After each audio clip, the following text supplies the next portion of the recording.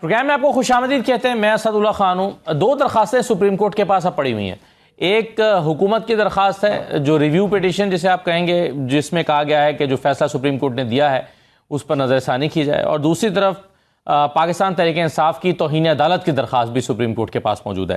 Review petition جو ہے اس کو تو نمبر الاٹ ہو گیا ہے اور اس کی لیکن فوری سماعت کی جو درخواست ہے وہ مسترد کر دی گئی ہے، لیکن دوسری طرف جو توہین عدالت کی درخواست ہے اس کو ابھی نمبر الاٹ نہیں ہوا. لیکن پاکستان تحریک انصاف نے درخواست کی ہے کہ اس کو جلد سے جلد سنا جائے، اسی ہفتے میں سنا جائے، اور نہ صرف سنا جائے، عمران خان کو ریلیف دیا جائے، انہیں ہاسپٹل شفٹ کرنے کا حکم دیا جائے، اس فیصلے پر عمل درآمد کرایا جائے، بلکہ جنہوں نے توہین عدالت کی ہے ان کو سزا بھی دی جائے. اب سزا کس کی بنتی ہے اس پر بحث ہو رہی ہے کہ اگر توہین عدالت ہوئی ہے تو طارق فضل چودھری صاحب نے کہا ہے کہ یہ فیصلہ جو ہے شفا کی بجائے پیمز لے جانے کا، یہ اسلام آباد کی انتظامیہ کا فیصلہ تھا جس میں کمشنر اور آئی جی پولیس جو ہیں وہ ذمہ دار ہیں. تو یعنی ان کے کہنے کا مطلب یہ ہے کہ اگر توہین عدالت کی بھی ہے تو وہ ان لوگوں نے کی ہے، ان جن وزراء کے نام پی ٹی آئی نے اپنی درخواست میں لکھے ہیں ان وزراء کی جانب سے یا وزیر اعظم کا اس سے کوئی لینا دینا نہیں ہے. یہ فیصلہ تو اس وقت کے حالات دیکھ کر خالصتاً انتظامیہ نے کیا. دوسرا ایک سوال یہ بھی ہے کہ توہین عدالت کا کیس وہی بینچ سنے گا یا دوسرا بینچ سنے گا، کیونکہ تحریک انصاف نے درخواست کی ہے کہ وہی بینچ توہین عدالت کا کیس بھی سنے. تو یہ اہم معاملات تو ہیں عمران خان صاحب کی صحت اور پاکستان تحریک انصاف اور حکومت کے درمیان چلنے والی جو ایک تناؤ یا کشیدگی ہے اس کے موضوع پر. دوسرا اپوزیشن اتحاد بن رہا ہے. اب امکان ہے کہ اس کا باقاعدہ طور پر اعلان بھی ہو جائے گا. اپوزیشن اتحاد جس میں مولانا فضل الرحمان صاحب کی آمد کو کافی سگنیفیکنٹ سمجھا جا رہا ہے. اس سے کیا ہوگا؟ ایک تو یہ، اور دوسرا پاکستان پیپلز پارٹی اور حکومت کے درمیان معاملات طے نہیں ہو پا رہے، جو کہ حیران کن ہے، کیونکہ رانا ثناء اللہ صاحب کہہ رہے تھے کہ یہ بس الیکشن ختم ہونے کی بات ہے. آج آزاد کشمیر میں حکومت سازی کا ایک اور اہم مرحلہ جو ہے وہ مکمل ہوا ہے. مخصوص نشستوں پر بھی انتخابات ہو گئے، اسپیکر ڈپٹی اسپیکر کا بھی. تو یہ حکومت سازی تو ہو گئی، اب پیپلز پارٹی کے ساتھ معاملات ٹھیک حکومت کے کیوں نہیں ہو پا رہے اور یہ کس نہج پر جائیں گے؟ ان تمام چیزوں پر ہم پروگرام کے پہلے حصے میں اور دوسرے حصے میں پھر field marshal chief of defence forces Asim Munir صاحب اس وقت ایران میں ہیں، وہ کیوں تشریف لے گئے ہیں اور وہاں پر کیا ہو رہا ہے اور اس کی اہمیت کیا ہے، اس پر ہم پروگرام کے دوسرے حصے میں بات کریں گے. میرے ساتھ آج پروگرام میں نتاشا دولتانہ صاحبہ موجود ہیں، ایم این اے پیپلز پارٹی کے رہنما. بہت شکریہ نتاشا صاحب، آپ کو خوش آمدید کہتے ہیں. رانا احسان افضل صاحب ہمارے ساتھ موجود ہیں، آپ وزیر اعظم کے کوآرڈینیٹر ہیں، پی ایم ایل این کے رہنما ہیں. بہت شکریہ رانا صاحب، خوش آمدید. فیصل چودھری صاحب ہمارے ساتھ موجود ہیں، ماہر قانون ہے، پاکستان تحریک انصاف کے رہنما ہیں. فیصل چودھری صاحب، پہلے تو یہ بتائیں کہ یہ درخواستیں کتنے عرصے میں سنے جانے کی توقع ہے، یا عام طور پر یہ جو اس توہین عدالت کی درخواست ہوتی ہے اس میں ارجنسی کا لیول کیا ہوتا ہے؟ فوری طور پر سنی جاتی ہے، ہفتہ دو ہفتہ لگ جاتا ہے، اس کا طریقہ کار کیا ہوتا ہے؟ Thank you Asad. یہ نارملی اگر بینچز اویلیبل ہوں، کیونکہ آج کل ویکیشنز ہیں تو بینچ کم ہے، اور آئی تھنک ون آف دا ججز وہ لاہور میں ہیں، دو ججز اویلیبل ہیں، لیکن وہ کتنی دیر اویلیبل ہے؟ نیکسٹ جو ویک کا روسٹر ہے وہ جاری ہوا ہے تو وہ جلدی لگ جاتی ہوتی ہیں، کیونکہ کرمنل جو کنٹیمپٹ آف کورٹ ہے وہ بنیادی طور پہ تو عدالت کی اپنے حکم کی عدولی ہوتی ہے، وہ اس کو کافی سیریس لیا جاتا ہے. اور لیکن اب کیونکہ ویکیشنز ہیں تو یہ اس میں تو مسئلہ ہوگا، گو کہ آج کل ویڈیو کے ذریعے جو ہے وہ سن لیے جاتے ہیں کیسز اس قسم کے ارجنٹ نوعیت کے. اور تو فیصل صاحب اس کو سنے گا وہی سیم بینچ سنے گا یا اس پر نیا بینچ بن سکتا ہے؟ یہ جو کنونشن ہے وہ نیا میں کوئی ایسی ممانعت تو نہیں ہے، کیونکہ تمام ہی سپریم کورٹ ہوتے ہیں، تو یہ جو فیصلہ ہے یہ تو سپریم کورٹ کا فیصلہ ہے نا، ان تین ججز کا فیصلہ نہیں کیا، اس کو پرزیوم کیا جاتا کہ کورٹ کا فیصلہ ہے. لیکن یہ نارملی جو پریکٹس ہے ہماری وہ یہ ہوتا ہے کہ یہ بینچ اس میں اس کو بڑھایا جا سکتا ہے، لیکن وہی بینچ سنتا ہے جس کے پاس یہ جس نے آرڈر پاس کیا ہوتا ہے. وہ جو صاحبان جو ہیں جو آثر جج ہیں وہ بھی اس میں ہوتے ہیں، اور ان ججز کو بلا کے بٹھا کے دو کہ قاضی فائز عیسیٰ کے دور میں ایک دو ایگزامپلس ہیں جہاں پہ انہوں نے آثر ججز کو بلایا بھی نہیں، نہ ریویو میں اور نہ کنٹیمپٹ میں، مجھے یاد پڑتا ہے، اور اپنے طور پر انہوں نے نیا بینچ بنا دیا. لیکن یہ ہو سکتا ہے اور وہی ججز سنیں گے. بینچ بڑا کیا جا سکتا ہے، یہ انتظامی جو اختیار ہے یہ چیف جسٹس کا ہے کہ وہ ان معاملات کے لیے بینچ کو سپریم کورٹ رولز کے مطابق बड़ा कर सकते। سر طارق فضل چودھری صاحب بتانے کی کوشش کر رہے ہیں کہ جو توہین عدالت یہ فیصلہ کس کا تھا. وہ یہ تو نہیں کہہ رہے کہ توہین عدالت کس نے کی، لیکن وہ کہہ رہے ہیں کہ فیصلہ کس کا تھا. میں رانا صاحب توہین عدالت کس نے کی؟ بسم اللہ الرحمن الرحیم. بہت شکریہ اسد. گورنمنٹ کے جو اندازے میں کوئی توہین عدالت نہیں ہوئی اور گورنمنٹ نے فلی امپلیمنٹ کیا ہے عدالتی احکامات کو. اور دیکھیں سیکیورٹی کی ذمہ داری حکومت کی ہوتی ہے، اور ایسی اگر آن گراؤنڈ سچویشن نظر آئے جو کہ چینج ہوا، وائلیشن کی ان کے بھی لوگ آئے وہاں، تو وہ اس کے مطابق انہوں نے فیصلہ کر دیا. جو ان کی بہن تھی ان کو ایکسیس بھی ملا، ڈاکٹر سے معائنہ بھی ہو گیا، ان کے سامنے پرسنل ڈاکٹر جو ہیں وہ پرسنل معالج عمران خان کے وہ مل پائے ان سے؟ وہ تو آبویسلی وہ چلے گئے شفا میں، اور پھر سیکیورٹی سچویشن کی تحت وہ چیز. لیکن سپریم کورٹ کا پھر آرڈر امپلیمنٹ تو نہیں ہو سکا نا سر؟ دیکھیں گورنمنٹ نے تو پوری کوشش کی امپلیمنٹ کرنے کی. نہیں لیکن جہاں عمران خان کو بھیجا تھا وہیں آپ ان کے پرسنل ڈاکٹر کو بھیج دیتے نا، ان کو آپ نے شفا بھیج دیا اور عمران خان کو آپ نے بھیج دیا. لیکن وہ اس وقت آن گراؤنڈ جو معاملات تھے اس کے مطابق، لیکن حکومت نے بھرپور کوشش کی کہ اس کو امپلیمنٹ کریں، اور حکومت سمجھتی ہے ہم نے امپلیمنٹ کیے. اور یہ ہم حقائق جو ہیں وہ سپریم کورٹ کے سامنے بھی رکھ دیں گے کہ یہ فیصلے کیوں ہوئے، کس وقت تبدیل ہوئے، اس کی کیا وجوہات تھی، کس طرح کی سچویشن تھی. تو میں نہیں سمجھتا کہ حکومت کی نیت میں کوئی فقدان تھا کہ ہم نے ایسا. آپ کہتے ہیں کہ سپریم کورٹ کا آرڈر پوری طرح سے امپلیمنٹ ہو چکا ہے؟ نہیں، ہم نے دیکھیں آبویسلی سپریم کورٹ نے تو کہا تھا شفا لے کے جائیں. شفا کیوں نہیں لے کے گئے؟ لیکن چلے اس کا متبادل انتظام کر دیا. لیکن عمران خان کی سی ٹی اینجیوگرافی نہیں ہو سکی. دیکھیں اگر کوئی کمی کوتاہی رہے گی یہ تو پوری ہونی چاہیے، وہ ہم اگلی پھر پوری کر دیں گے اس کو. یعنی کہ کوئی ایسا تو نہیں ہے کہ ہم اس سے انکار کر رہے ہیں کہ وہ نہیں ہونی چاہیے، وہ پوری ہونی چاہیے. لیکن دیکھیں بعد ہی پتہ چلے گا نا کہ کتنی ارجنسی ہے ان کے ہارٹ کے. معائنہ تو ہوا نا ان کا، اور اس معائنے کے اندر کوئی ارجنسی نہیں نظر آئی.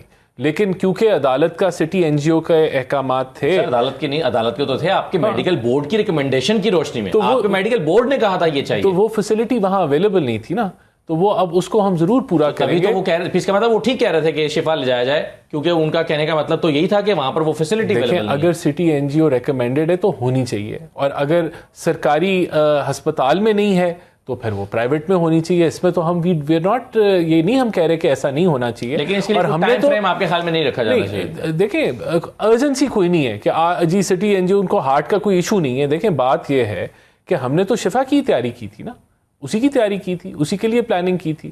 اب وہ نہیں ہو سکا، اس کی وجوہات ہیں، سیکیورٹی کی دیگر معاملات ہیں. تو وہ ہمارا انکار تو ہے ہی نہیں کہ ہم کہیں ہم نے کرنا ہی نہیں ہے، یہ ہم لے کے نہیں جائیں گے. ہم نے بالکل نظر ثانی درخواست دی ہوئی ہے، اور اس کی بھی لاجک ہے، ٹیکنیکلٹیز ہیں جس کے اوپر وہ بیس کرتی ہے.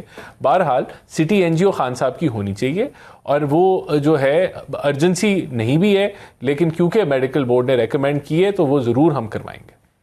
کوئی ٹائم فریم نہیں ہے مگر اس کے ٹائم فریم تو آبویسلی اب آپ کو انتظامیہ دے گی نا. میں تو وہ اڈیالہ جیل کا اسپوکس پرسن نہیں ہوں، وہ تو وہاں جو ہے وہ. لیکن میں سمجھتا ہوں as a government spokes person میں سمجھتا ہوں کہ ان کی جلد ہو جانی چاہیے. ٹھیک ہے جی، ٹائم لائن میں دینے کے میرا وہ نہیں ہے، کیونکہ it doesn't come under my domain. ہاں لیکن آپ سمجھتے تو ہے نا کہ ایک میڈیکل بورڈ ریکمنڈیشن دے رہا ہے تو وہ پوری ہونی چاہیے. وہ پوری ہونی چاہیے، کوئی بحث ہی نہیں ہے اس میں. کوئی آپ کی ویسے انڈرسٹینڈنگ کیا ہے کہ توہین عدالت ہوئی ہے؟ بسم اللہ الرحمن الرحیم. Thank you Asad. دیکھیں میں ساری آپ کی میں نے کانورسیشن سنی. ہمارے پاکستان کا المیہ یہ ہے کہ ہر چیز کے اوپر سے ٹرسٹ اور اعتبار اٹھ گیا. آپ نے دیکھا جیسے کہ اس وقت نون لیگ نے اس کو کس طریقے کے ساتھ مینیج کیا. یہ بڑی خوبصورتی کے ساتھ مینیج ہو سکتا تھا، اس کو غیر متنازع بنایا جا سکتا تھا. کیسے؟ کیا بہتر راستہ؟ دیکھیں جس طریقے سے سپریم کورٹ نے حکم نامہ دیا تو بالکل عمران خان صاحب کو لے جانا چاہیے تھا. وہ کہہ رہے ہیں ہم نے کوشش کی لیکن وہاں پر لا اینڈ آرڈر کی سچویشن پیدا ہو سکتی ہے. تو پھر یہ بنانی چاہیے تھی. یہ حکومت کا کام ہے کہ آپ لا اینڈ آرڈر سچویشن بنائیں. آپ کے آئی جی آپ کے بیٹھے ہوئے، یہ حکومت کا کام ہے کہ آپ کو پتا ہے کہ ایک اتنا ہائی پروفائل کیس آ رہا ہے تو پھر آپ اس کے لیے آگے انتظامات کریں. تو میرا یہ کہنے کا مقصد ہے کہ جو چیز اس وقت نون لیگ کو تھوڑی سی نا اپنے ہوش کے ناخن لینے پڑے گی، کیونکہ ان کو سوچنا پڑے گا کہ یہ پالیسیز کیسی بنا رہے ہیں. آئسولیشن کا شکار یہ ہوئے ہوئے ہیں. مولانا صاحب کا منہ اس طرف ہے، پیپلز پارٹی ان کے ساتھ نہیں اٹھ رہی بیٹھ رہی. اب انہوں نے عمران خان کی جو کہ ایک آپ کہہ لیں ان کے علاج کو بھی انہوں نے ایک اتنی بڑی نیوز بنا دیا. This should not have been the case, it could have been very easily handled. اور پھر جب آپ سپریم کورٹ کی ریٹ کو چیلنج کرتے ہیں تو پھر آپ کا نظام جو ہے وہ پھر کیا پیچھے لوگ کیا سوچیں گے؟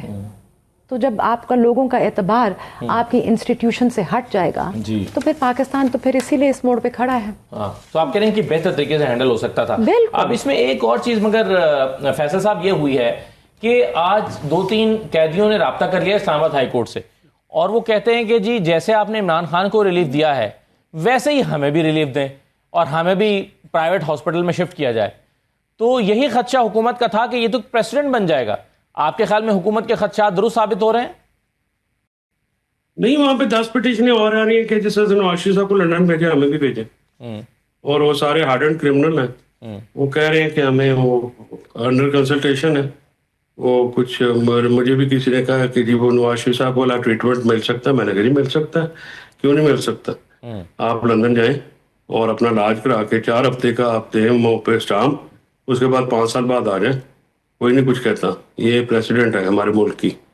اور جہاں تک یہ بات ہے کہ ان کو دینا چاہیے دے دیں, ان کو بھی دے دیں اگر ان کا علاج نہیں ہوتا سرکاری اسپتال میں. جیسا کہ اسپتال جو پتہ نہیں پیمس تھا کہ نہیں, یعنی اس اسپتال میں نہ بتی تھی, نہ مشین کام کر رہی تھی, نہ اپنا ٹارچوں میں ڈاکٹروں نے دیکھا ہے موبائل کی. ٹھیک ہے جی, تو یہ پتہ نہیں ہاسپٹل تھا یا کوئی اور جگہ تھی. اب یہ بھی ایک تحقیق طلب بات ہے کہ وہ کہاں پہ کیا ہو گیا. تو ڈیلا کا کوئی حصہ تو نہیں تھا جس میں رکھا ہوا تھا. یعنی ٹارچوں کے ساتھ کون سا ہاسپٹل ہوتا ہے, ہزاروں لوگ ہوتے ہیں پیمس میں, وہاں پہ ٹارچوں کے ساتھ کون سا علاج کس طرح سے ہو سکتا ہے. تو یہ ساری جو ہے نا یہ بڑی سسپیشیس قسم کی ایکٹیویٹی کی ہے حکومت نے, اور اس میں پوری طرح یہ انہوں نے کوشش کی ہے کہ عمران خان صرف صحت کو جتنا ڈیمیج کر سکے انہوں نے کیا بھی ہے, اور یہ مزید بھی کرنا چاہ رہے ہیں. سٹی این جی او جو ہے وہ دل کا کوئی عارضہ رانا صاحب فرما رہے ہیں کہ نہیں ہوتی, تو وہ کیا ٹخنوں کی ہوتی ہے, گھٹنوں کی ہوتی ہے, وہ دل کی ہوتی ہے. اور وہ اس کی مشینیں پنڈی میں 2-3 ہی ہیں بس, 2-3 پیمس میں شاید وہ پڑی ہوئی ہے مشین لیکن غیر فعال ہے, جو ابتدائی رپورٹ آئی تھی جس میں پرائم منسٹر نے حکومت کی ساری غیر فعال ہے. آپ ایک مشین کی بات کر رہے ہیں, یہ حکومت میں کون سا فال چیز ہے؟ کوئی ہے فال ماں سوائے جھوٹ کے, وہاں سے فراڈ کے, ماں سوائے لوگوں کی زندگیوں سے کھیلنے کے, آئین کو سپورٹ. اب مجھے یہ بتائیں نا اسد بھائی کہ نتاشا بیٹھی ہوئی ہیں اور وہ ان کی پارٹی کو کتنے تحفظات ہیں ان سے, مولانا صاحب کو کتنے تحفظات ہیں. یہ وہ لوگ تھے جو پی ڈی ایم میں ساتھ تھے ان کے. ٹھیک ہے, اور گرینڈ اپوزیشن الائنس بنانے کی جو باتیں ہو رہی ہیں اس کی وجہ یہ ہے کہ یہ پنجاب کے 4 ضلعوں کے بعد نکلتے ہی نہیں ہیں. یہ مطلب 3 دفعہ پرائم منسٹر رہ چکے ہیں, لیکن یہ 4تھی دفعہ شہباز شریف ہیں, تو یہ بات ہی پنجاب کی کرتے ہیں اور پنجاب کے ایک مخصوص حصے کی. ٹھیک ہے جی, عمران خان نے شوکت خان نے بنایا تو اپنے والدہ کے نام پہ بنایا, اپنا لوگوں کے ساتھ مل کے بنایا. آپ اپنے پیسے لگا کے بنا دیں, یہ کہاں کی اخلاقیات ہے, کہاں کی سیاست. پوائنٹ یہ ہے کہ اگر رانا صاحب خدشہ حکومت کو یہ تھا کہ پریسیڈنٹ بن جائے گا اور اس میں اور بھی قیدی رابطہ کریں گے عدالتوں سے اور کہیں گے کہ جی یہ پریسیڈنٹ ہے ہمیں بھی علاج کرانے دیں پرائیویٹ ہاسپٹل سے, تو اب وہ یہ کہہ رہے ہیں کہ پریسیڈنٹ تو یہ بھی بن سکتا ہے کہ لوگ لندن جا کے علاج کرائیں گے. وہ تو آلریڈی پریسیڈنٹ موجود ہے. نہیں ہے نا پریسیڈنٹ موجود. ہم نے یہ اس چیز سے تو ہم نے نہیں منع کیا کہ آپ جو ہے پرائیویٹ ہسپتال سے علاج کرائیں. ہم کیا کہہ رہے ہیں, جو ہم نے نظر ثانی کی درخواست ہے وہ ہے کیا, اگر یہ تو وکیل ہیں فیصل صاحب, ون وڈ ایکسپیکٹ کہ وہ تھوڑی سی ٹیکنیکل سن لینا یار, اب میری بات سن لیں کہ he would go through it. ہم یہ کہہ رہے ہیں کہ اگر میڈیکل بورڈ یہ ریکمینڈ کرتا ہے کہ سرکاری ہسپتال میں اس چیز کا علاج نہیں ہے, آپ اس کو پرائیویٹلی کرا لیں, تو ہمیں کوئی اعتراض نہیں ہے, آپ پرائیویٹلی کرا دیں. اور اگر میڈیکل بورڈ یہ کہتا ہے کہ آپ یہ علاج پاکستان میں موجود نہیں ہے, آپ چین چلے جائیں یا آپ یوگانڈا چلے جائیں, تو ہمیں اس میں بھی کوئی اعتراض نہیں ہے. لیکن عدالت کی یہ ٹیکنیکلٹی وہ اس چیز کو نہیں سمجھ سکتی نا, یہ میڈیکل بورڈ کی ڈومین ہے اور اس نے ڈیسائیڈ کرنا ہے. تو ہماری نظر ثانی بھائی جان اب سن لیں نا بات, آپ اپنی باری میں بول لیجیے گا, آپ اپنی باری میں بھائی جان بول لیجیے گا نا, آپ مجھے مکمل کر لینے دیں. میں کہہ رہا ہوں آپ نے کرایا نہیں, وہ بورڈ نے ریکمینڈ تو کرنا. تو دیکھیں بات یہ ہے کہ اگر وہ بورڈ, تو دس از بات یہ ہے. اور دیکھیں, اور اس سے ہوا کیا کہ جب سپریم کورٹ نے ڈائریکٹلی کہہ دیا کہ آپ پرائیویٹ ہسپتال لے جائیں, تو یہ پریسیڈنٹ سیٹ ہو گیا کہ لوگ کہیں گے کہ اس عدالت نے یہ فیصلہ کیا, اس میڈیکل بورڈ کی ضرورت ہی نہیں ہے, آپ بھی ہمیں یہ ریلیف دے دیں کہ ہم بھی پرائیویٹ ہسپتال سے جو ہے وہ کرا لیں. میڈیکل بورڈ کی رپورٹ کی بنیاد پر ہی تھا نا. نہیں, رپورٹ کی بنیاد پہ یا جو ہے ڈاکٹر کی ریکمنڈیشن, اس میں فرق ہے نا. اب بنیاد تو آپ جو بھی بنا لیں. اب جو آپ سن لیں نا, سپریم کورٹ نے بھی اگر کوئی فیصلہ دینا ہے تو وہ جو پرزن رولز ہیں اس کی ڈومین میں رہتے دینا ہے نا. کوئی سپریم کورٹ ایک میڈیکل رپورٹ آتی ہے, اب کورٹ جو ہے وہ اپنی طرف سے نئے رولز تو نہیں بنا سکتا نا, اس نے اس فریم ورک میں رہتے ہوئے فیصلہ دینا ہے. سپریم کورٹ کے پاس ایک رپورٹ آتی ہے, میڈیکل رپورٹ, اس میں کہا جاتا ہے کہ جی مریض کی یا قیدی کی سی ٹی اینجیوگرافی ہونی چاہیے. سپریم کورٹ وہاں پر کھڑے ہوئے وکلاء سے یا سرکاری وکلاء سے پوچھتی ہے کہ کیا یہ فیسلٹیز سرکاری ہاسپٹل میں موجود ہے, بتایا جاتا ہے کہ نہیں ہے. تو پھر سپریم کورٹ یہ آرڈر کرتی ہے کہ ٹھیک ہے پھر آپ انہیں پرائیویٹ ہاسپٹل میں لے جائیں. اب بتائیے سپریم کورٹ کے فیصلے میں کیا غلط ہے؟ نہیں, سپریم کورٹ کو کہنا چاہیے آپ سٹی این جی او ارینج کرائیں, بس ختم بات. اب وہ اگر وہاں نہیں ہے تو وہ پھر آپ پرائیویٹ میں چلے جائیں. سپریم کورٹ نے فیصلہ دیا ہے. نہیں دیکھیں آپ اس کو, اب آپ یعنی میں نے آپ کو سپریم کورٹ کہہ رہے ہیں, آپ کہہ رہے ہیں کہ سپریم کورٹ کہے کہ پہلے اگر ہاسپٹل میں مشین نہیں ہے تو مشین خریدی جائے, نہیں پھر مشین وہاں لگائی جائے, اس کو فنکشنل کیا جائے, پھر آپ مریض میں آپ کو اس کا جواب دے دیتا ہوں نا. اب آپ وہ بات کو میں نے آپ کو پرنسپل بتایا. دیکھیں پرنسپل یہ ہے کہ وہ میڈیکل بورڈ یار آپ فیصل یار آپ یا تو آپ کے ساتھ سولو کر لیں یار, یا آپ سولو کر لیں یار. مجھے تو عادت نہیں ہے کہ میں درمیان میں جو ہے وہ بات, اگر آپ مجھے موقع دے دیں تو میں مکمل کر لوں گا. جب آپ بولیں گے آپ اپنی بات مکمل کر لیجئے گا. میں نے پرنسپل ڈیفائن کیا ہے کہ آپ جو ہے اب یہ میڈیکل بورڈ نے ڈیسائیڈ کرنا ہے کہ علاج کیسے ہونا ہے. اب یہ کہنا کہ آپ ادھر سے کرا لیں, فلانی جگہ سے کرا لیں, وہاں سے کرا لیں, یہ عدالت کا کام نہیں ہے. میں آپ کو اب آپ جو بات گھما کے کر رہے ہیں تو اس طرح تو آپ بہت ساری مثالیں دے سکتے ہیں, لیکن پرنسپلی جو ٹیکنیکل ڈیسیجن ہے وہ میڈیکل بورڈ کا ہونا چاہیے جب ہیلتھ کے بارے میں. پریزن رولز میں کہاں لکھا ہوا ہے کہ جی علاج صرف سرکاری ہاسپٹل سے ہی ہوگا؟ اگر جیل ہاسپٹل میں علاج نہیں ہو سکتا, اس میں یہ لکھا ہوا ہے کہ اگر جیل کے ہاسپٹل میں علاج نہیں ہو سکتا تو پھر اسے جیل سے باہر کسی ہاسپٹل میں علاج ہونا چاہیے. تو وہاں یہ نہیں لکھا ہوا کہ صرف سرکاری ہاسپٹل ہی سے علاج ہونا چاہیے. یہ بھی سپریم کورٹ میں ڈسکس ہوا نا. دیکھیں بات یہ تو اس میں تو کوئی شک ہی نہیں ہے نا. گورنمنٹ وہاں وہ جیل ادھر ہی لے کے جائے گی نا جہاں اس کی انگریس ہے, جہاں ان کے لیے مینجمنٹ کرنا, اور وہ سرکاری یہی پریکٹس ہے نا جی. تو یہ اب اگر میں نے آپ کو بتا دیا پرنسپل از سمپل. اگر سرکاری ہسپتال میں کوئی علاج اویلیبل نہیں ہے یا ملک میں کوئی علاج اویلیبل نہیں ہے تو آپ کو ریلیف, لیکن یہ فیصلہ میڈیکل بورڈ کا ہے. That is it. Supreme court کو بالکل اس میں سے مائنس ہونا چاہیے. پھر سپریم کورٹ کے پاس معاملہ جانا ہی نہیں چاہیے نا. پھر تو میڈیکل بورڈ ایک ریکمنڈیشن دے, اس پہ عمل ہو جائے, دیٹس اٹ. پھر سپریم کورٹ تو ارریلیونٹ ہو جاتی ہے. نہیں ارریلیونٹ نہیں ہوتی. اگر کوئی امپلیمنٹیشن رول امپلیمنٹ نہیں ہو رہا اور رول کی انٹرپریٹیشن میں کوئی مسئلہ ہے تو وہ بالکل فیصلہ کر سکتی ہے. لیکن وہی بات آ گئی, نئے رول نہیں بنا سکتی. میں نتاشا اگر آپ اجازت دیں تو میں فیصل صاحب سے پوچھوں گا وہ کہنا چاہ رہے ہیں کچھ. جی رانا صاحب نے کوئی جو بات کی ہے اس کی کوئی بنیاد ہے؟ اسد صاحب کوئی بنیاد ہے, کوئی لاجک ہے, کوئی منطق ہے؟ یعنی سٹی ہمارے پاس نہیں ہے, بتی ہمارے اسپتال میں نہیں ہے, آپ سٹی اگر جہاں سے ہے کرا کے لا کے دیں. اگر چین یہاں پاکستان میں سٹی نہیں ہے تو چین جا کے کرا لیں سٹی, مجھے کوئی مسئلہ نہیں. سٹی کا کیا ہے تو کرانا وکیل نہیں ہے. میڈیکل رپورٹ آتی ہے, میڈیکل رپورٹ میں ریکمنڈیشن ہوتی ہیں ہمیشہ آخر میں.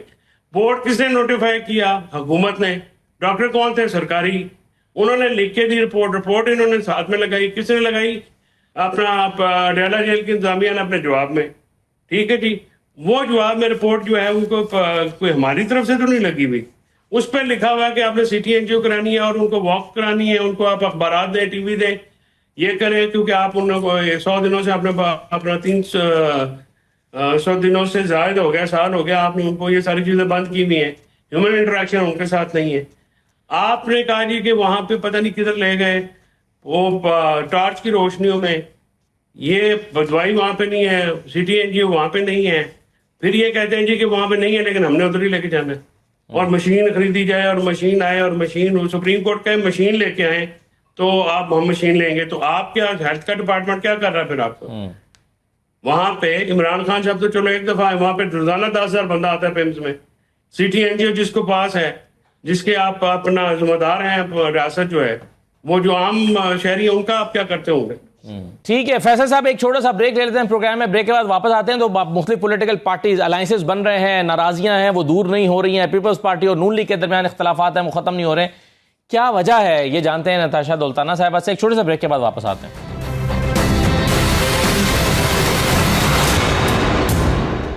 بریک کے بعد آپ کو دوبارہ خوش آمدید کہتے ہیں. نتاشا دولتانہ صاحبہ, آخر ایسی کیا ناراضی ہے حکومت سے جو ختم ہی نہیں ہو رہی ہے آپ کی؟ دیکھیں ناراضگی کوئی ایک ہو تو میں بتاؤں. اچھا, اتنی ساری ناراضگیاں ہیں, اور جو پی ایم این ہے وہ ان کو لگ رہا ہے کہ وہ ہمیشہ سے جو ہے وہ آگے آنے والے وقت میں بھی ادھر ہی بیٹھیں گے, اسی کرسی پہ بیٹھیں گے. دیکھیں حالات تو بدلتے رہتے ہیں, اور پاکستان پیپلز پارٹی نے جس طریقے کے ساتھ آپ نے دیکھا ہے کہ ابھی اے جے کے اندر الیکشن کے اندر بھی سراسر دھاندلی ہوئی, کس طریقے کے ساتھ ووٹ ڈالے گئے. انپریسیڈنٹڈ ہے کہ اے جے کے الیکشن میں پہلی دفعہ ہے کہ 90%, 99%, 95% ووٹ ڈلے ہیں. اگر آپ ہسٹری بھی نکال کے دیکھ لیں تو شاید اے جے کے میں 30-40% جو ہے وہ ووٹنگ جو کاسٹنگ ہوتی ہے, اور باقی بھی علاقوں میں اگر آپ دیکھ لیں باقی سارے علاقوں میں بھی اتنی ہی کاسٹنگ ہوتی ہے. یہ تو ایک ہے, آپ نے کہا کہ بہت ساری ناراضگیاں ہیں, یہ تو کشمیر کا ہے. دیکھیں یہ this is one of the things. ہمارے ساتھ کچھ کمٹمنٹس کی گئی تھیں پی ایم ایل این اور پیپلز پارٹی کے درمیان, ان کو انہوں نے نہیں پورا کیا. ہماری پنجاب میں, میں خاص کر اب یہاں پنجاب کی بات کروں گی, جو ہمارے ہیں ایم این ایز ہیں اور ہمارے جو ایم پی ایز ہیں, ان کو کتنی دقت اور مشکلات کا سامنا کرنا پڑتا ہے جب ان کو اپنے جا کے جائز کام نکلوانے پڑتے ہیں. تو ہم حکومت کے اتحادی ہیں, ہم ان کے کوئی اپوزیشن میں, ہم ان کے ساتھ مطلب اپوزیشن میں تو ہم بیٹھے نہیں ہیں, پر حکومت کو یہ بات ابھی تک سمجھ آ نہیں رہی ہے. نون لیگ کو یہ بات سمجھنے کی ضرورت ہے. دیکھیں پاکستان پیپلز پارٹی جو ہے وہ جمہوریت پسند جماعت ہے, وہ کبھی بھی نہیں چاہے گی کہ جمہوریت جو ہے وہ ڈیریل ہو. بٹ اگر ہمیں آپ دیوار سے لگائیں گے, کونے سے لگائیں گے, تو پھر ہم آبویسلی اس کا ریبٹل تو آئے گا نا, اس کا ریبٹل آئے گا, پھر دیکھیں گے کہ ہم کیا کریں گے. پھر آپ کے سامنے ہی ہے, میں بھی ادھر ہوں, آپ بھی ادھر ہی ہیں. رانا صاحب بات کچھ بڑھ نہیں گئی پیپلز پارٹی, یہ رانا ثناء اللہ صاحب نے, میں کہا تھا کہ یہ کشمیر میں حکومت سازی ہو جائے گی, یہ ڈسٹ بیٹھ جائے گی, لیکن نہیں ہوا ایسا. دیکھیں جو ریٹرک ہے اس میں تو کمی آئی ہے. وہ پہلے جو بیان بازی ہو رہی تھی کشمیر کے الیکشن کے دوران, آبویسلی ایک جھٹکا جو ہے وہ پڑا ہے پیپلز پارٹی کو, الیکشن ہارے ہیں, اور اس طریقے سے انہوں نے الیکشن کی ہار کو تسلیم نہیں کیا جس طرح ہم نے جی بی کی الیکشن کو ہار کو تسلیم کیا ہے. تو بہرحال ہم سمجھتے ہیں کہ یہ جب آپ ایک پارٹنرشپ میں ہوتے ہیں تو یہ مسائل آتے ہیں, اور کانفلکٹ بھی ہوتا ہے, فرکشن بھی کریٹ ہوتی ہے. ابھی آپ نے دیکھا کہ صدر اور پرائم منسٹر کی بڑی اچھی ملاقات ہوئی. ابھی کل جو ہے ابھی چیف منسٹر کے ساتھ پرائم منسٹر کی ایک اچھی کارڈیل ملاقات ہوئی. ناصر بٹ صاحب ہیں, انہوں نے کہا کہ ہم نے ان کو اس لیے یہاں پر حکومت بنانے دی کیونکہ انہوں نے ہمیں یہ دھمکی دی تھی کہ اگر ہمیں یہاں حکومت نہ بنانے دی گئی اور ہماری جیت کو تسلیم نہ کیا گیا تو پھر ہم آپ کو بجٹ میں سپورٹ نہیں کریں گے. یہ آپ کے سینیٹر صاحب کہتے ہیں. تو یہ ایک ارینجمنٹ کے تحت گلگت بلتستان کا الیکشن ہوا. دیکھیں ناصر بٹ صاحب نے تو یہ بھی کہا تھا کہ نواز شریف کی حکومت کے خلاف سازش شروع ہو گئی ہے, اس پہ قائم بھی ہیں. اب تو وہ جو ہے وہ واپس چلے گئے ہیں جیل, اور وہ نواز شریف صاحب کے قریبی بھی ہیں. وہ تو دیکھیں ہر ایک کا اپنا اوپینین ہوتا ہے, ان کا اپنا اوپینین ہے, وہ اس کو زیادہ بہتر طریقے سے ڈیفائن کر سکتے ہیں. بہرحال ہم نے اپنی ہار کو تسلیم کیا, اس میں تو کوئی انہوں نے نہیں کیا, اور اس میں کوئی شک نہیں ہے کہ بجٹ کے دوران ہمیں کافی ٹف ٹائم دیا پیپلز پارٹی نے, اور بیک اینڈ فورتھ ہم جاتے رہے. اور جب آپ کولیشن میں ہوتے ہیں تو ہمیشہ ایسے ہوتا ہے, حکومت جہاں آپ کو نظر آ رہا ہوتا ہے کسی ایڈوانٹیج پہ بیٹھی ہے تو وہاں ڈس ایڈوانٹیج پہ بھی بیٹھی ہوتی ہے. اب انہیں منانے کے لیے آپ کیا کر رہے ہیں, کیوں نہیں بھاگ دوڑ کر رہے ہیں؟ نہیں دیکھیں, اب آپ کو بجٹ پاس نہیں کرانا کوئی مسئلہ نہیں ہے فوری طور پہ. نہیں, آپ نے دیکھا ابھی پرائم منسٹر کی پارلیمنٹ میں جو ہے بلاول صاحب سے بھی ملاقات ہوئی, ابھی زرداری صاحب سے ملاقات ہوئی, ابھی چیف منسٹر صاحب کے ساتھ انگیجمنٹ ہوئی. تو یہ انگیجمنٹ جاری ہے, لیکن یہ کوئی ایسی کوئی ایمرجنسی نہیں ہے کہ ہم جا کے جی وہ کوئی کولیپس ہونے لگا ہے نظام میں آپ کا ساتھ نہیں دیں گے کسی بھی قسم کی. دیکھیں ہم ان کے ساتھ بیٹھیں گے اور ان کو سمجھائیں گے کہ اتنا جو ہے وہ ہار کا بخار نہیں چڑھنا چاہیے, اس کو تھوڑا سا ذرا آپ پیناڈول کھائیں, آپ دل پہ لے گئے تو چیزوں کو ہم سیٹل کریں گے. دل پہ کیوں لے گئے نتاشا صاحب؟ دیکھیں بالکل بھی جو میرے بھائی نے بات کی, میں اس بات سے بالکل اتفاق نہیں کرتی. جیسے انہوں نے کہا کہ جی ہم نے اپنی جی بی میں انہوں نے اپنی ہار تسلیم کر لی اور ہمیں اس طرح کرنی چاہیے. دیکھیں جی بی میں بھی ہماری سیٹیں جو تھیں نا وہ زیادہ نکل رہی تھیں, ٹھیک ہو گیا. یہ پری پولنگ آپ کہہ لیں, ریگنگ کہہ لیں, سیم فارمولا اپلائی. جب جی بی میں ہم پھر جیت گئے, سیٹیں ہم نے نکال لیں, تو پھر جب اے جے کے میں ان کی چیخیں نکل گئیں. انہوں نے کہا کہ جی اگر تو یہ اے جے کے جیت گئے تو ہمارے تو کیا کہتے ہیں اتنی اگر ہماری سیٹیں نہیں نکلیں گی تو بڑی بےزتی کی بات ہے. وہاں سے بھی ہار گئے, ادھر سے بھی ہار گئے, بیٹھے ہوئے ہم حکومت میں ہیں. تو ایک ایسا فارمولا لگایا گیا جس میں دھڑا دھڑ ایک دھاندلی. کتنی سیٹوں پہ ہماری 2-3 سیٹیں 2-4 سیٹیں ہیں جس پہ ہم نے اپنی اپلیکیشنز دی ہوئی ہیں. ہم نے بالکل چودھری یاسین کی بھی ہے, جاوید بدھیانوی کی بھی ہیں. آپ کو میں یہ بتا دوں, جاوید بدھیانوی کا ایک عدد ایک پولنگ اسٹیشن ہے جہاں پر 100% سے زائد نون لیگ کے ووٹ ڈل چکے ہیں, 100% سے زائد. How do you justify that? Principally تو دیکھیے, اگر آپ کی بات مان بھی لی جائے کہ آپ کہہ رہی ہیں تین چھوڑ کے 5 سیٹوں پر بھی دھاندلی ہوئی ہے, رزلٹ چینج ہو گیا ہے, ایون دین حکومت تو نون لیگ ہی کی بنتی ہے نا آزاد کشمیر میں. آپ حکومت بنانے کی پوزیشن میں تو نہیں تھے نا. دا پوائنٹ از, دیکھیں میری بات سنیں, دا پوائنٹ از کہ آپ نے پروسیس کو انڈرمائن نہیں کرنا. Elections should be free and fair. If ٹھیک ہے Peoples Party free and fair طریقے سے ہارے, موسٹ ڈیفینیٹلی ہم کوئی وہ جماعت نہیں ہے کہ ہم کوئی روندو جماعت ہے کہ ہم ایسے رونے لگ جائیں گے. فری اینڈ فیئر طریقے کے ساتھ الیکشن ہارے, yes we will congratulate the winning party, but if it's going to be like this then it can't. اب آپ کا مطالبہ کیا ہے کہ ان 3-4 سیٹوں پہ دوبارہ الیکشن ہونا چاہیے؟ بالکل آپ ان پہ کیا کہتے ہیں, الیکشن دوبارہ ہونا چاہیے, اور اس کو کیا ہمیں مرہم کر کے دیں. آپ نے جس طریقے کے ساتھ ہمارے ساتھ اے جے کے میں کر دیا, ہمیں اب ایوان میں بھی آج آپ دیکھ لیں کورم نہیں پورا ہوا. نون لیگ کے تو وزراء, نون لیگ کے تو پارلیمنٹیرینز آتے بھی نہیں ہیں, ہم ہی پیپلز پارٹی ان کے پورے کر رہی ہوتی ہے. یہ پیپلز پارٹی جو ہے یہ ملبہ اٹھا کے چل رہی ہے. پیپلز پارٹی نے منسٹریز تک نہیں لیں, وہ تو کورم تو خیر پی ٹی آئی والے نے پوائنٹ آؤٹ کیا, پیپلز پارٹی نے منسٹریز تک نہیں لیں. ٹھیک ہو گیا کہ یہ چلائیں, یہ حکومت چلائیں. وائی؟ بیکاز ہمارا جب بھی اس طرح سے پاور شیئرنگ فارمولا ہو جاتا ہے تو ایک بلیم گیم شروع ہو جاتی ہے. اب آپ دیکھ رہے ہیں کہ پاکستان کس ملک پہ کھڑا ہے, آپ کی انفلیشن کدھر ہے آپ کا اس وقت. آج تو موڈیز نے اچھی رپورٹ دی ہے, موڈیز نے آپ کی جو ریٹنگ ہے اس کو B3 کر دیا ہے C888 سے. چلیں بہت بہت مبارک ہو. یہ آپ کامن مین سے آپ جا کے ذرا پوچھ لیں, یہ آپ کامن مین سے پوچھ لیں. ٹھیک ہے نہیں, مگر یہ موڈیز کی ریٹنگ بالکل ٹھیک ہے, آپ کامن مین سے پوچھیں. آپ کے ادھر بھی اتنے سارے لوگ بیٹھے ہوئے ہوں گے, آپ ان کو بلا کے پوچھیں کہ آیا کہ ان کو انفلیشن وہ بادر کر رہی ہے کہ نہیں کر رہی, ان کی تنخواہیں جو ہیں are they equivalent to their اخراجات. اٹ از ناٹ سو.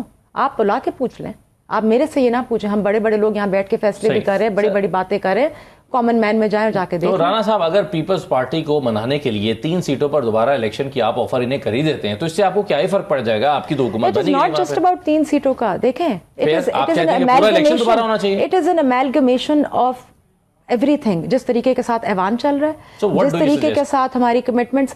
دیکھیں جب آپ اتحادی ہوتے ہیں نا تو آپ کو پھر ایک پیج پہ اپنے لوگوں کو لے کر آنا ہوتا ہے. ٹھیک ہو گیا, آپ کو ایک پیج پہ پاور وہ جو ہے وہ شیئرنگ بھی کرنی چاہیے.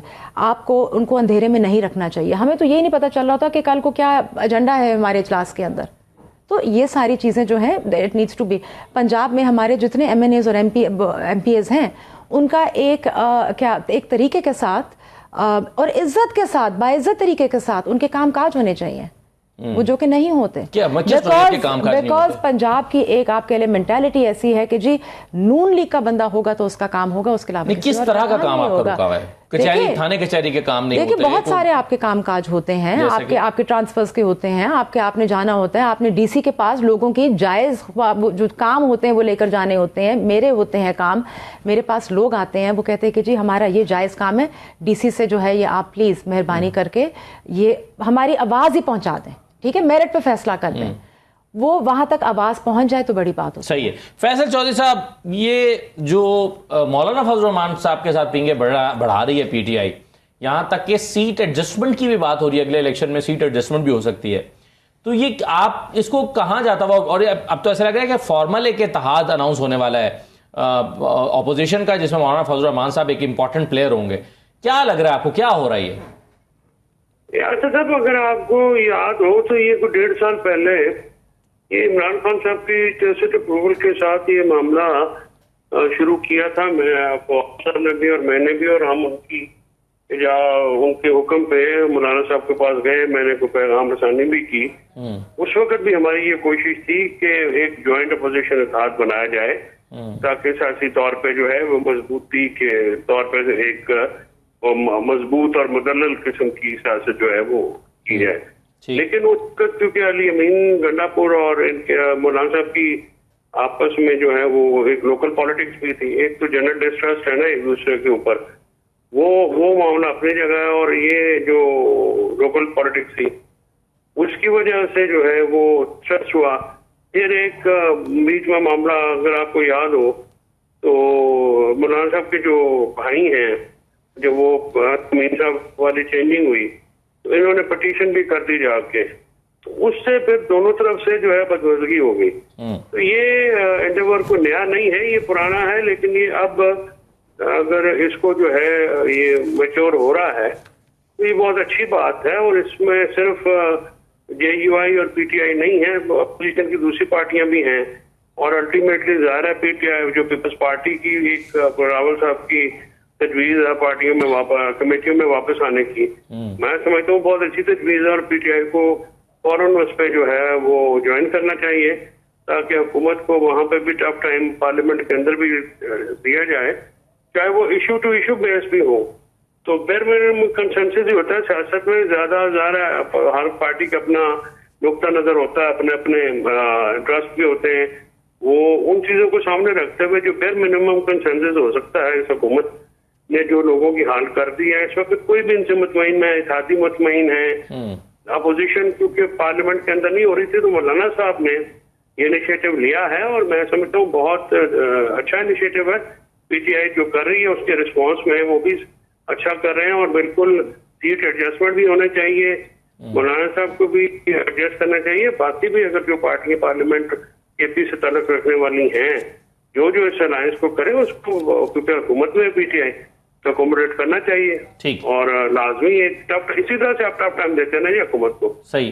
اور سیاست جو ہے اگر تو آپ نے وہاں پہ رہنا ہے اور ظاہر اسمبلی میں رہنا ہے پی ٹی آئی نے تو پھر نظام کے اندر رہ کے تو پھر اسی طرح سے چیلنج کیا جا سکتا ہے. بالکل ٹھیک ہے. اب رانا صاحب پیپلز پارٹی آپ سے ناراض ہے, مولانا فضل الرحمان صاحب بھی آپ سے ناراض ہیں, اس کے علاوہ آپ کے جو اتحادی ہیں ایم کیو ایم وہ صوبوں کے معاملے پر بالکل آپ کے ساتھ کھڑی نہیں ہے آپ کے موقف کے ساتھ.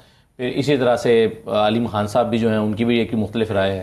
کئی معاملات میں محسن نقوی صاحب کی آپ کو مختلف رائے ہے. پی ٹی آئی تو آپ سے ہے ہی ناراض, تو آپ کے ساتھ ہے کون؟ دیکھیں سارے لیکن کیبنٹ کا اجلاس بھی اٹینڈ کرتے ہیں, مل کے کام بھی کرتے ہیں, کام کے لحاظ سے مشاورت بھی کرتے ہیں. ابھی آپ نے دیکھا کہ صدر کے ساتھ میں نے دہرا رہا ہوں کہ صدر کے ساتھ سی ایم کے ساتھ ملاقات, تو ابھی اس طرح کی ناراضگی نہیں ہے جس کو آپ کہیں کہ بڑے مسائل بن گئے. دیکھیں خطرناک مرحلے میں داخل نہیں ہوئی ہے ناراضگی. دیکھیں زیادہ جو ناراضگی ہے وہ تو پی ٹی آئی کے اندر موجود ہے. اب دیکھیں نا یہ وہ جوائنٹ اتحاد بنا رہے ہیں اپوزیشن کا, اس پہ پتہ نہیں فیصل چودھری صاحب علیحدہ معاہدہ کریں گے پی ٹی آئی 2 کے مطابق کیا. تو کہنے کا مطلب یہ ہے کہ ابھی یہ باتیں دیکھیں نا, جے یو آئی ایف کا تو جو سب سے بڑا مسئلہ تھا وہ تھا کہ ہمارا ان کا الیکشن چرایا گیا. وہ تو پی ٹی آئی نے چرایا, ان کے اوپر وہ الزام لگاتے ہیں کہ جیتے یہ ہیں, یہ بینیفیشریز ہیں. جے یو آئی ایف کے مطابق تو آپ ہی نے چرائے نا کے پی کے میں, وہ تو الزام ہی آپ کے اوپر ہے. تو کہنے کا مطلب یہ کہ یہ ابھی چیزیں آگے بڑھنے دیں. ہم بھی حکومت کوئی سو کے نہیں بیٹھی ہوئی, حکومت بھی انگیج کرے گی سب لوگوں کو. ابھی ہم اپوزیشن لیڈر سے بھی ملیں گے, سارا کچھ کریں گے. ہمیں دیکھیں پی ٹی آئی کوئی تھریٹ نہیں ہے, پی ٹی آئی تو ٹوٹ پھوٹ کا شکار ہے. آپس میں یہ دست و گریبان ہیں, آپس میں ان کی لڑائیاں ختم ہو جائیں تو پھر یہ آگے کوئی سوچیں گے. بہرحال دیکھیں مولانا صاحب سے ہم انگیج کریں گے, ان کو بھی انگیج ہم کریں گے. تو ایسا معاملہ نہیں ہے کہ یہ ہم جو ہے وہ ابھی جب سپریم کورٹ کا فیصلہ آیا تھا کہ انہیں اسپتال منتقل کریں عمران خان کو, تو آپ کی تو آپ کے لوگوں کو اپنے لوگوں کو لگ رہا تھا کہ سازش ہو گئی ہے نواز شریف کے خلاف. آپ کہہ رہے ہیں کسی کو نہیں ہے, کسی کو نہیں لگ رہا تھا. وہ صرف ایک فرد واحد جاوید عطیہ صاحب آپ کے سینئر آدمی. دیکھیں وہ بالکل ہمارے پارٹی کے ممبر ہیں, لیکن آپ اگر کسی دیکھیں اپنی اپنی رائے ہو سکتی ہے, لیکن پارٹی لیول کے اوپر یا ہماری گورنمنٹ کے اوپر ایسی کسی کی کوئی رائے. تو اگر کوئی تھریٹ نہیں ہے تو لانگ مارچ تو آپ ہونے دیں گے؟ پھر بالکل بھی نہیں ہونے دیں گے. اگر کوئی لانگ مارچ یہ اس بیسس پہ کرے گا کہ ہم آ کے جو ہے وہ اسلام آباد بند کر دیں گے اور آپ کو لگ پتہ جائے گا اور آپ دیکھیں ہم کیا جو ہے وہ حکومت گرانے آ رہے ہیں, تو کوئی بھی دنیا میں کوئی بھی جمہوریت جو ہے جب آپ ایسی اناؤنسمنٹ اور عدالتی فیصلے سے خان صاحب نے اپنی ان کی کوئی اگر ٹرن اراؤنڈ ہو جائے, سزا تو ہو جائے, آپ کہیں جی ہم خان صاحب کو چھڑانے آ رہے ہیں, تو جب آپ ایسی اناؤنسمنٹس کریں گے جو ویسے ہی غیر قانونی ہیں, انلیگل ہیں, اور نہ آپ نے کوئی پرمیشن دی ہے, وہ تو کہتے ہیں کہ ہم لانگ مارچ کر رہے ہیں کہ عمران خان کے مقدمات عدالتوں میں چلائے جائیں. وہ تو چل رہے ہیں جی, عدالتوں کی تو تعریفیں کر رہے ہیں آج کے لیے, عدالتوں سے تو امیدیں لگا کے بیٹھے. صاحب کیا کہہ رہے ہیں؟ آصف صاحب یہ ٹک ٹاک کی آواز آپ کے پروگرام میں آ رہی ہے. نہیں, آپ کو آوازیں آ رہی ہیں, آپ کی شاید گھڑی سے آ رہی ہے, ہمیں بھی نہیں آ رہی. ٹک ٹاک کی آواز ابھی آ رہی ہے یا نہیں آ رہی نتاشا صاحب؟ آپ کو آ رہی ہوگی, ہمیں نہیں آ رہی. سننے والے کو اشارہ ہی کافی, سننے والے کے کان میں آ جاتی, وہ کہہ رہی ہیں ٹک ٹاک کی آواز. چلیے بہت شکریہ نتاشا صاحبہ, رانا صاحب بہت شکریہ, فیصل چودھری صاحب بہت شکریہ پروگرام میں شرکت کرنے کے لیے. چھوٹا سا بریک لیتے ہیں, بریک کے بعد واپس آئیں گے تو بات کریں گے کہ ایران میں کیا ہو رہا ہے. امریکہ اور ایران کے میں ایک بظاہر ڈیڈ لاک نظر آ رہا ہے، لیکن chief of defence forces field marshal Syed Asim Munir اس وقت ایران میں ہیں. وہاں کیا ہو رہا ہے اس پہ بات کریں گے ایک چھوٹے سے بریک کے بعد.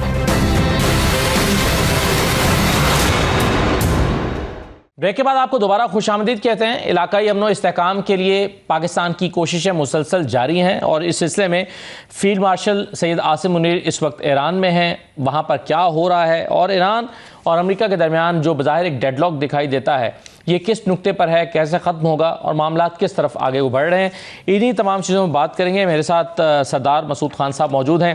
آپ اقوام متحدہ میں پاکستان کے سابق مندوب رہے ہیں اور آپ سابق سفیر بھی ہیں. بہت شکریہ سردار مسعود خان صاحب، آپ کو خوش آمدید کہتے ہیں. سر یہ بتائیے کہ یہ جو دورہ ہے چیف آف ڈیفنس فورسز سید عاصم منیر کا، فیلڈ مارشل عاصم منیر کا، آپ کے خیال میں یہ کتنی اہمیت کا حامل ہے، اور کیا یہ کوئی امپورٹنٹ ڈیولپمنٹ آپ دیکھ رہے ہیں اس میں جس کی وجہ سے یہ دورہ ہوا ہے؟ دورہ غیر معمولی اہمیت کا حامل ہے. اس کی وجہ یہ ہے کہ سارے کا سارا معاملہ جو تھا، جو مذاکرات کی طرف جانے کا، وہ معطل ہو گیا تھا، اور اس وجہ سے بڑی تشویش دنیا میں پائی جا رہی تھی. پھر جو ہے مفاہمتی یادداشت کے بعد آپ کو یاد ہوگا کہ کس طریقے سے حملوں کا دوبارہ سے آغاز ہو گیا تھا. ابھی بھی جب یہ دورہ ہو رہا ہے جنرل عاصم منیر صاحب کا، تو اس وقت وہاں یعنی مطلب آبنائے ہرموز کے اوپر اپنا ایک جمود طاری ہے، ایک وہاں سے کسی قسم کی کوئی ٹریفک گزر نہیں رہی. اگرچہ امریکہ جو ہے اس ٹریفک کو تحفظ دینے کے لیے تیار ہے، تو اس سے عالمی معاشی منڈیوں کے اوپر بہت برا اثر، منفی اثر پڑ رہا ہے. اور دوسرے یہ ہے کہ اس کی وجہ سے پورے کے پورے خطے میں عدم استحکام ہے، اور کوئی کسی قسم کی کوئی جو ہے راہ نظر نہیں آ رہی. یہ بھی دیکھیے کہ کیسے آج ہی جو ان کے امریکہ کے ٹریجری سیکرٹری ہیں اور صدر ٹرمپ کے بھی بیانات آئے ہیں کہ اب جو ہے معاشی جنگ کا آغاز ہوا ہے، اور جس کی وجہ سے وہ ایران کو مکمل طور پر تباہ و برباد کر دیں گے. ادھر ایران نے یہ کہا ہے کہ ان کی جو بھی نئی اضافی معاشی پابندیاں ہوں گی جو سن 1979 سے لے کر اب تک چل رہی ہیں، تو اس کا اثر جو ہے عام لوگوں کے اوپر پڑے گا. وہاں ایران کے اندر افراط زر ہے، اور ان کی کرنسی برے طریقے سے متاثر ہوئی ہے، اور عالمی منڈیاں خود جو ہے ایک غیر یقینی کیفیت کا شکار ہیں. تو اس وقت جو ہے جو ہمارے فیلڈ مارشل عاصم منیر صاحب گئے ہیں، تو میں سمجھتا ہوں ان کے سامنے جو ہے جو ثابت بھی ہوتا ہے، جس کی شہادت بھی ملی ہے کہ 3-4 ایجنڈا آئٹمس ہیں. پہلے 2 طرفہ تعلقات جن میں بڑی مضبوطی آئی ہے حال ہی میں، اور انہیں مزید فروغ دینے کی کوشش کی جائے گی. دوسرا جو ہے وہ یہ ہے کہ کس طریقے سے آبنائے ہرموز کے اوپر جو عمان کا اور ایران کا فارمولہ ہے، اس کے اوپر کوئی اتفاق رائے امریکہ کی طرف سے پیدا کیا جائے، کیونکہ وہ ظاہر ہے کہ صدر ٹرمپ نے ان سے بات کی ہے، اور عباس اراغچی صاحب نے یعنی اس دورے سے پہلے جو ہے عاصم منیر صاحب سے بات کی ہے. اور تو ایک کوئی فارمولہ ڈھونڈنا ہے آبنائے ہرموز کے لیے، وہ کیونکہ وہ راستے کی سب سے بڑی رکاوٹ بنی ہوئی ہے. پھر جو تیسرا ہے وہ میرا خیال ہے کہ وہ ضرور یہ مدعا اٹھائیں گے، یہ موضوع اٹھائیں گے کہ یہ جو ہوتھیز کے حملے ہیں، ہوسیز کے یا ہوتھیز جو بھی آپ ان کو کہیں، جی، عراق میں جو ان کا پاپولر موبلائزیشن فورسز ہیں جو ایکسس آف ریزسٹنس کا حصہ ہیں، اس کی وجہ سے کیسے جو ہے سعودی عرب متاثر ہو رہا ہے، پورا خلیج متاثر ہو رہا ہے، تو اسے کیسے روکا جائے. ایک اور چیز جو ہے جس کے اوپر میرا خیال گفتگو ہوگی کہ جو مکہ پیکٹ ہوا ہے یہ ایران کے خلاف نہیں ہے. یہ پہلا موقع ہوگا جیسے دو بدو آمنے سامنے موقع ملے گا جنرل عاصم منیر کو یہ بتانے کے لیے کہ آپ کے خلاف نہیں ہے، بلکہ کچھ اس قسم کی خبریں بھی گردش کر رہی ہیں کہ ان تینوں ممالک نے ایران کو بھی دعوت دی ہے کہ وہ اس میں شامل ہو جائے. اور ویسے انہوں نے کہا ہے کہ انہیں ابھی کوئی باضابطہ دعوت نہیں ملی، لیکن انہوں نے ان باتوں کی بازگشت سنی ہے. تو یہ وہ موضوعات ہیں جن کے اوپر میرا خیال ہے کہ ان کا تبادلہ خیال ہوگا. یہ خیر سگالی کا مشن ہے، گڈ آفیسز کا مشن ہے، اور ہمیں امید کرنی چاہیے ایک مرتبہ پھر جو ہے پاکستان سفارتی کارکردگی میں ایک اعلیٰ مقام پہ کھڑا ہے، ایک حساس مقام کے اوپر کھڑا ہے. تو ہمیں امید کرنی چاہیے کہ جنرل عاصم منیر کوئی خوشخبری لائیں بین الاقوامی برادری کے لیے، خطے کے لیے اور پاکستان کے لیے. تو جو ڈیڈ لاک، پہلے تو یہ کہیے کہ کیا ایران اور امریکہ کے درمیان جو صورتحال ہے اسے ڈیڈ لاک کہنا صحیح ہوگا، اور اگر یہ ڈیڈ لاک ہے تو کس نقطے پر ہے اور اس کا خاتمہ کیسے ممکن ہے سردار صاحب؟ جو مرکزی نقطہ ہے وہ آبنائے ہرموز ہے، کیونکہ آبنائے ہرموز آپ کو یاد ہوگا کہ جب آبنائے ہرموز کی وجہ سے یہ صورتحال خراب ہوئی ہے، اس کا جو article 5 of the memorandum of understanding, اس میں ایران کی انڈرسٹینڈنگ یہ ہے کہ اس میں یہ لکھا گیا تھا کہ جو 60 دن تو مذاکرات ہوں گے نیوکلیئر فائل کے اوپر، اس کے دوران ایران کے قسم کی گورننس اس کے اوپر رہے گی، اور جو ایران کے وضع کردہ قواعد ہیں ان کی پابندی کی جائے گی۔ امریکہ کی اس کے سلسلے میں تشریح یا اس کی تعویل یہ تھی کہ عمان جو ہے، عمان کے ساحل سے متصل جو آبنائے ہرموز ہے، وہاں سے ایک بین الاقوامی ٹریفک گزر سکتی ہے، اور اسے جو ہے یعنی ایک یونائٹڈ نیشنز کی آرگنائزیشن ہے، انٹرنیشنل میریٹائم آرگنائزیشن، اس کا بھی تعاون حاصل ہوگا۔ یہ یاد ہوگا آپ کو کہ یونائٹڈ کنگڈم اور فرانس نے ایک ایسی کانفرنس بلائی تھی یعنی جنگ کے دوران کہ وہ جب ان کی جنگ بندی ہو جائے گی تو وہ یہاں معاونت کریں گے ٹریفک کو اندر اور باہر جانے کے سلسلے میں۔ تو اس پہ اختلاف ہو گیا ہے، یہ بنیادی اختلاف ہے۔ امریکہ کہتا ہے کہ یہ پوری فریڈم آف نیویگیشن ہونی چاہیے، اور ایران کا کوئی حق نہیں کہ وہ اس کے اوپر کسی قسم کے کوئی قدغن لگائے۔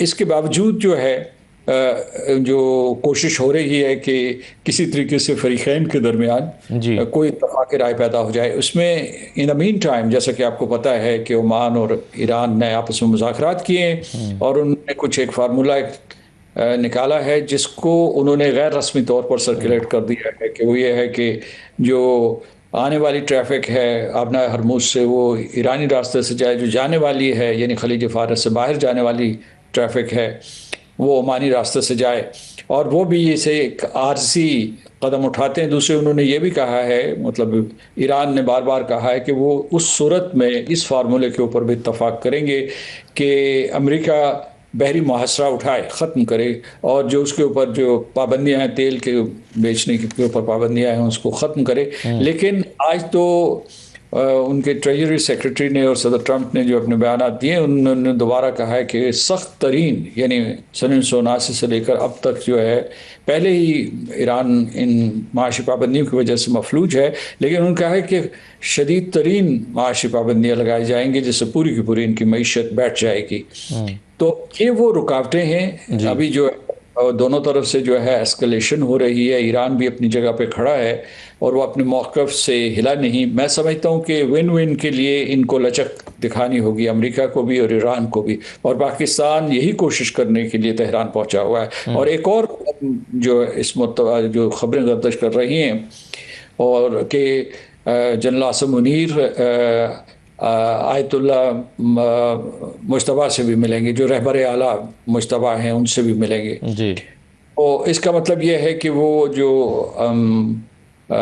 ہائیسٹ ڈیسیشن میکنگ آفس ہے اس کے بھی مطلب ہے وہاں سے کوئی جو ہے کوئی پیغام لائیں گے کہ ایران کا کیا رجحان ہے اور وہ کس قسم کے فیصلوں کے لیے تیار ہیں۔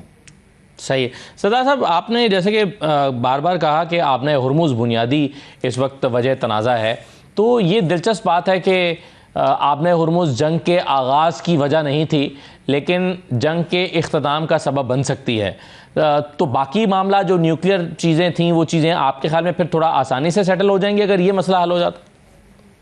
وہ معاملات بھی مشکلات کا شکار ہوں گے۔ اس کی وجہ یہ ہے کہ جب مفاہمتی یادداشت ہوئی تھی تو میں سمجھتا ہوں کہ اس سے بہتر ڈاکیومنٹ پروڈیوس نہیں کیا جا سکتا، اور اس میں جو ہے ایران اور امریکہ کو کریڈٹ جاتا ہے، ساتھ ساتھ پاکستان کو جاتا ہے، اور عمان نے بھی ہاتھ بٹایا تھا، لیکن پاکستان سر فہرست تھا، جو بھی سارے کے سارے میڈیٹرز تھے اس میں جو ایک ویژن نہ صرف جنگ ختم کرنی تھی، نہ صرف مذاکرات کا نیوکلیئر فائل کے اوپر مذاکرات کا آغاز کرنا تھا، بلکہ پورے کے پورے خطے کو ایک نیا ویژن دیا تھا کہ مطلب سیکیورٹی اور اکنامک آرکیٹیکچر ایک بنانا تھا جس میں یہ خلیجی ریاستیں جو ہے ساری کی ساری خلیج، جس میں ایران بھی شامل ہے، ان کا ایک دوسرے کے اوپر انحصار ہوتا، ایک دوسرے کی مدد کرتے، تعمیر نو میں مدد کرتے، اور ان کا ایک قسم کی سیکیورٹی ریلیشن شپ بھی ہو جاتی۔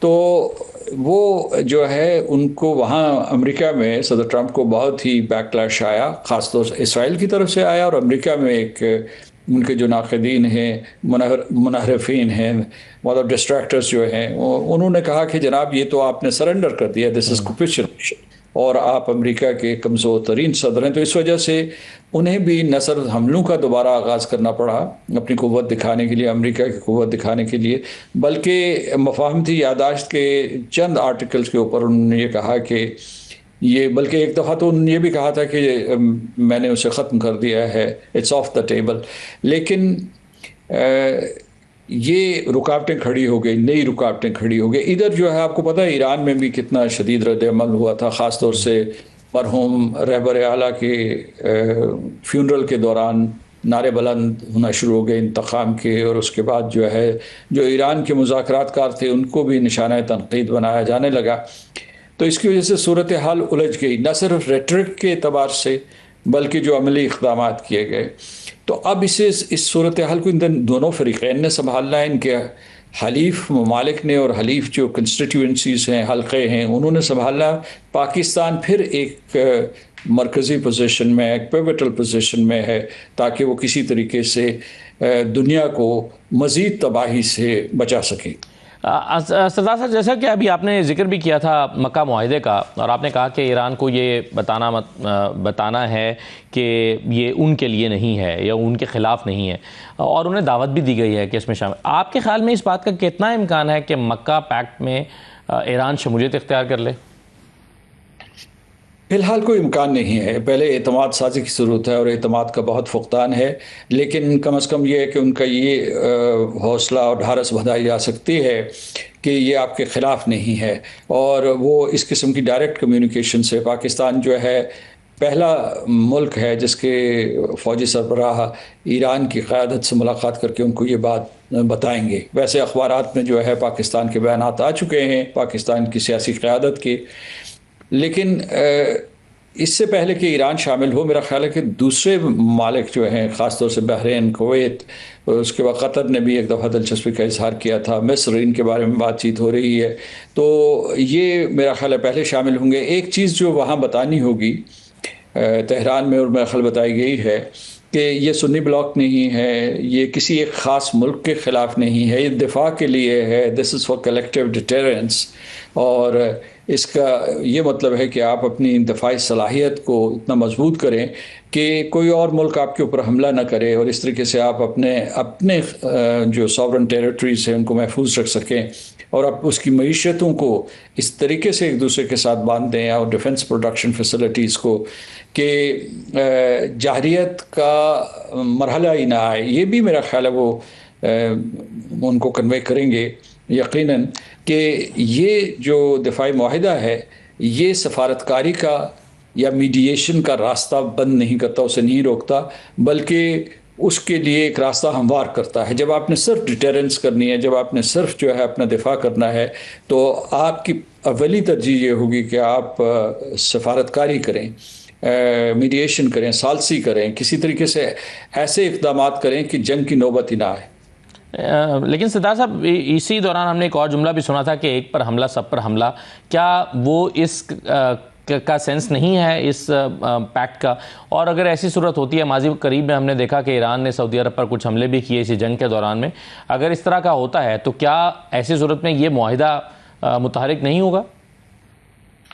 یہ متحرک ہو جائے گا۔ دیکھنا یہ ہے کہ اس کی دہلیز کیا ہے، تھریش ہولڈ کیا ہے، یعنی مطلب ہے کہ کس کے اوپر یہ متحرک ہوگا، کیا مکمل تباہی کا خطرہ ہو، یا جزوی، یا بالکل جو اس میں ابھی یہ فیصلہ طے ہونا باقی ہے کہ جو اے سیمیٹرک وارفیئر ہے جس میں دہشت گرد ہیں، اگر وہ کوئی حملہ کرتے ہیں، کوئی بڑا حملہ کرتے ہیں، چھوٹا حملہ کرتے ہیں، تو اس کے لیے کیا یہ جو ہے اس کا یہ ٹریگر بن جائے گا، یا اس سے بھی زیادہ کوئی خطرناک صورتحال ہونی چاہیے۔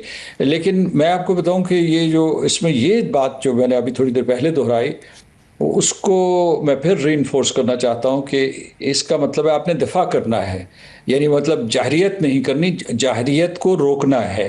تو اس میں جب یہ آپ کہتے ہیں کہ جناب ایک کے اوپر حملہ، سب کے اوپر حملہ تصور کیا جائے گا، تو یہ ظاہر ہے کہ جو اتنا بڑا حملہ ہوگا اس کے لیے تینوں ممالک اکٹھے ہو جائیں گے، اور بعد میں جو شامل ہونے والے بھی اکٹھے ہو جائیں گے۔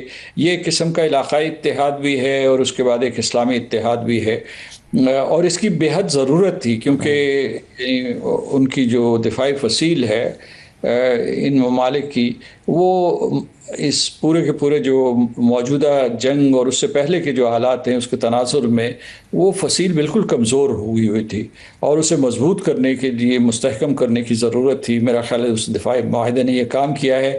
یہ میں ان تینوں ممالک کے نقطہ نظر سے کہہ رہا ہوں۔ ایران کو شک و شبہ تو ہوگا، شروع میں انہوں نے اس کا اظہار کیا، لیکن بعد میں ان کے بیانات جو بھی ہیں، ان کے وزیر خارجہ ہیں یا ان کے جو صدر ہیں یا اس کے علاوہ جو ان کے ترجمان ہیں، ان کی طرف سے زیادہ تعمیری بیانات آئے ہیں۔ اور اگر آپ دیکھیں غور سے، یعنی اگر آپ جو ایران کے رویے کو، تو اس معاہدے سے پہلے وہ اس قسم کی اپیل کر رہے تھے اس خطے کے ممالک سے کہ جناب ہمیں کوئی یہاں علاقائی دفاع کا کوئی انتظام کرنا چاہیے۔ ان کا خیر مقصد یہ تھا کہنے کا کہ آپ امریکہ کے اوپر جو ایکسٹرا ٹیریٹوریل یا ایکسٹرا ریجنل پاور ہے اس کے اوپر انحصار نہیں کر سکتے، جس کا خلیجی ریاستوں کو احساس ہوا ہے کہ جب حالت جنگ میں دیکھا تو ان کی یہ جو اسٹریٹجک چھتری تھی یہ ایران کے حملوں کو روکنے میں کامیاب نہیں رہی۔ تو اس وجہ سے یہ ایک یعنی یوں سمجھے کہ یہ ایک نظام ہے جو انہوں نے قائم کیا ہے، لیکن یہ جو اس سے امریکہ کے ساتھ لا تعلقی کا اظہار نہیں کیا گیا، کیونکہ تینوں ممالک جو ہیں ان کے امریکہ کے ساتھ بہت گہرے تعلقات ہیں۔ جو ترکی ہے وہ نیٹو کا ممبر ہے، پاکستان جو ہے اس کے بھی امریکہ کے ساتھ بہت اچھے تعلقات رہے ہیں، اور سعودی عرب اور امریکہ کے تعلقات بھی مثالی ہیں۔ ٹھیک، وہ جی بہت شکریہ سردار مسعود خان صاحب پروگرام میں شرکت کرنے کے لیے۔ یہ ناظرین آج کا پروگرام تھا، اجازت دیجیے، اللہ حافظ۔